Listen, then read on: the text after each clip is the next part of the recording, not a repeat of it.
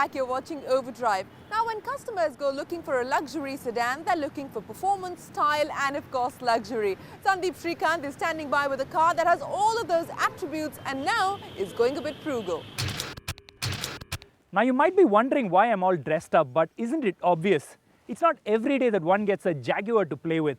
And when you do get to drive one, you might as well look like you belong in it. After all, even a year after its launch, the Cat is still quite a rare sight on Indian roads. But this is the car that could well change all that.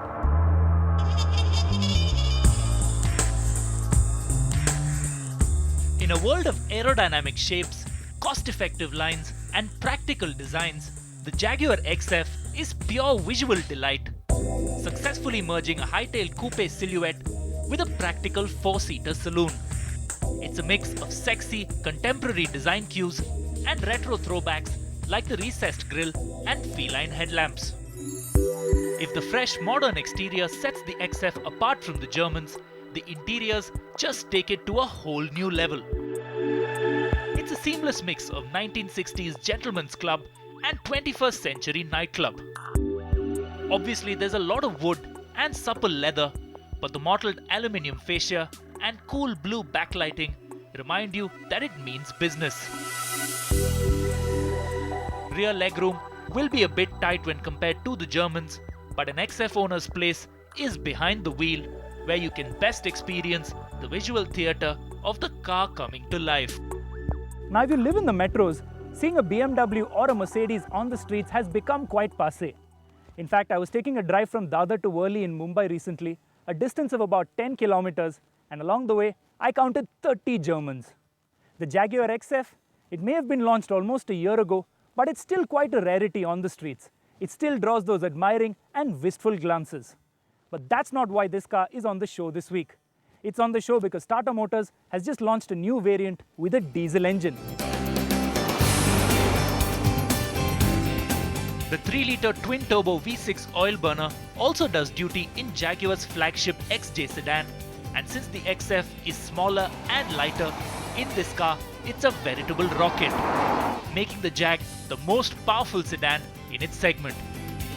It makes 275 PS of power, which is a lot, but the highlight for me is the humongous 600 Newton meters of torque.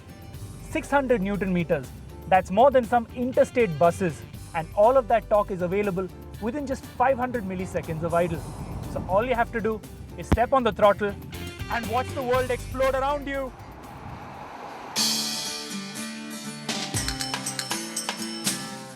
"100" comes up from a standing start in around 6.4 seconds, and this car will keep right on going to a top speed of 250 kilometers an hour. The motor is mated to a 6-speed ZF automatic transmission, which comes with steering mounted paddle shifts, and that is the best way to drive and enjoy the Jag. Shift to sport mode, hit the dynamic button, and watch the XF lunge into action. Redline it in any gear and the dials change color, telling you that it's time to shift. Nice.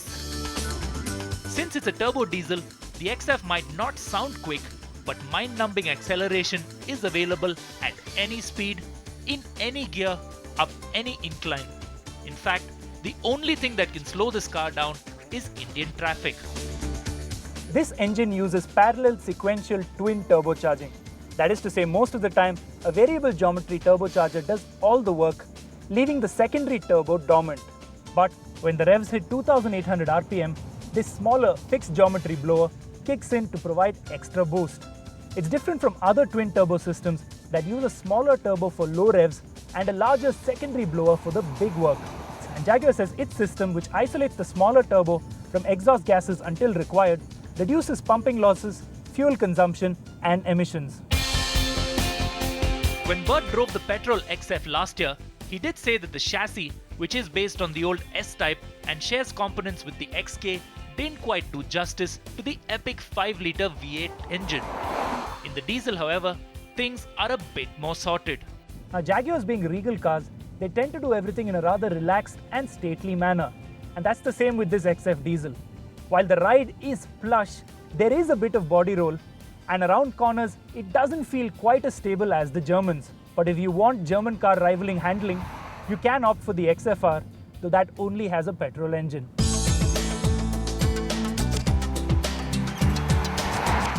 Jaguar's engineers in the UK played with this car's ride height to best prepare it for Indian roads. And the XF strikes a nice balance between overt sportiness and plush ride. It's also packed with other goodies like a parking camera, electric sunroof, and a full-sized spare.